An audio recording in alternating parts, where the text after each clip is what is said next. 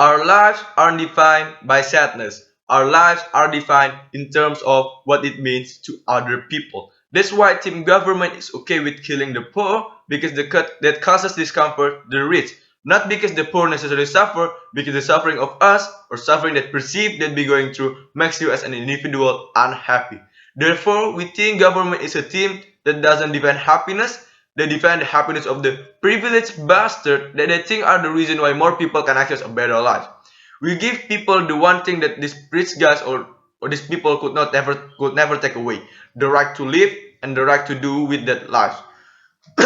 For my speed, they ask a number of questions, number of issues, and it will be great.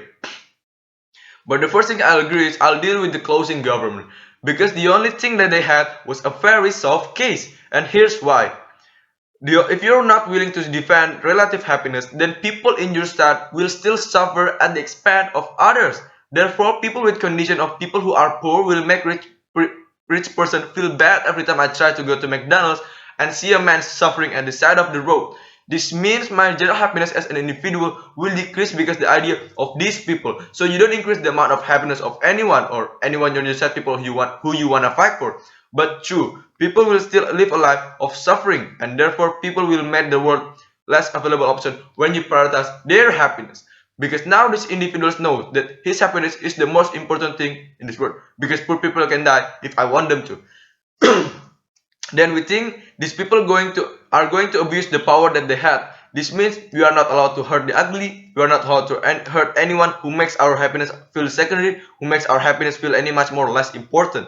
So your relative happiness will still come to the expense of more people suffering in your side. Happiness won't be achieved. No, thank you. But therefore, we know that the world isn't perfect, and we allow inequality to exist. You will still have you will still have individuals who wasn't you will still have pedophile who live and suffer. You will still have individuals who wasn't who want to be a child homeless and suffer. What we do is that it's better that we have people who fight suffer and they are also happy. When you say both things are equal, that's when you created a world where both this group of individuals has the most amount of access to happiness. If you only prioritize the happiness of one single group of individuals, that is when you only push away the poor, you push away the ugly, and you push away people with diseases that you want to protect. No, thank you. But the first question is on how. The first issue on how do we reduce suffering? Because the biggest thing coming from government was the past affect the future. They will be sad for the rest of their life of their lives. Is this true? We don't think so. We see victim rehabilitating. We see Erika Gana fighting for change and being happy with the amount of change that she can make, even though she was a victim of circumstances that made her a victim. Therefore, we don't think suffering is the absolute metric to a happiness. And here's why. Because even if we are suffering, no thank you. We think that it enables us to find happiness in other means or other things that we can do, or it enables us to normalize the suffering.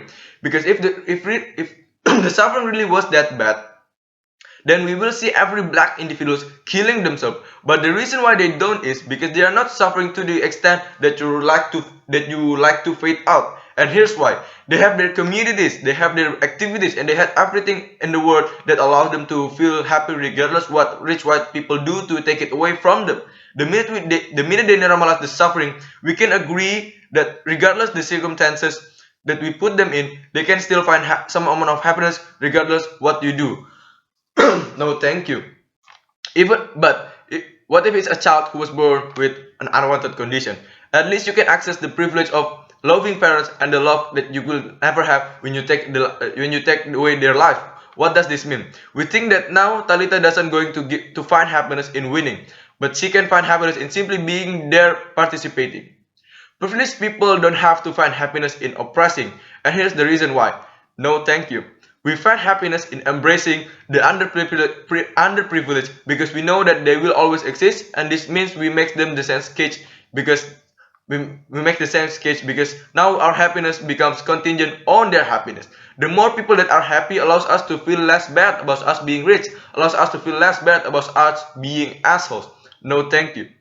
All we think about rich individuals who are going to oppress anyone are forced to find happiness in other things, and this way it will reduce the amount of people who oppress the poor.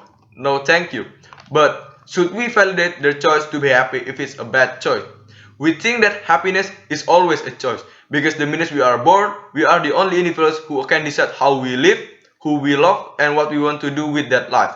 So sure, you're born into a ghetto, but that doesn't mean you are forced to be a criminal. Even maybe you are in a really unwanted position. That's that is why you see individuals on. Jay-Z was on a ghetto, but no thank you, sit down. But therefore, we see the right of individuals who still have the same autonomy over their lives, and that is when they can still choose to be happy. So even if they can be happy by being a criminal, then why not? That's their ability to be happy. That's their ability to find happiness in other means. No, thank you. But we don't think that you have the right to tell them when or not they should allowed to be happy. If your burden of proof why happiness is your biggest interest in your biggest objective, then you need to prove to us rem- through us removing the ability to anyone to be happy is better on your side to achieve. No thank you. But what about numbers? Because they say Jay-Z is only one in a million. We think that even if these are small pocket of happiness, people allow this pocket of people allow those pocket of happiness to determine their lives in the future. So now, if I see one man give me $5 when I'm suffering, this is the reason why I should pull out myself out of that, and this is the reason why I should overcome my depression. Here's the thing: depression will exist regardless whether or not you killed the entirety of the society. Actually, it won't because we won't be alive. Good job. No, thank you. And therefore, we need to give these people the small amount of pocket of happiness so they can access a greater happiness in the future. No, thank you. But if happiness is objective, then we don't think numbers determine the importance of that happiness. So if one African American can still be happy and you fight for happiness in general, you should fight for the ability for that one individual to be happy regardless will a thousand others suffer. Because you think happiness is the greatest metric to be a good person, to living a fulfilled life. And now I would like to to a really bad case from the closing government. Why is it? I didn't prioritize it. They want to create a world that is happy because people are sadder when they lose what makes them happy, which is life. Well then, you'll kill everyone because eventually we all grow old. We all lost our dignity and we are unable to walk. But this means that the risk to get hit by a car also exists when you're walking down the road and you get hit by a car. The ability for you to lose your dignity will always exist, and we don't think that should be the reason for you to kill yourself. That should be the reason for you to appreciate life now. And that is what we take away from these individuals. They will never be able to appreciate what life is with the amount of suffering that they go through anyways when you kill them off. But even if life makes depression worse and this depression is inevitable, then life becomes the way we can become happy. Really weird. Anyways, wait. So this is what we're going to say, right? We're going to say that if some people are going to die, if some people are going to be happy, then screw it. Because if everyone has the chance to be happy, and some are going to be sad, and will allow the world to exist because this inequality will never stop existing in your side, and you want now and if you want individuals to achieve some form of high position in society, when you allow when you allow when you allow other individuals to force them to run the operation, you create individuals to suffer. You create society which is unhappy.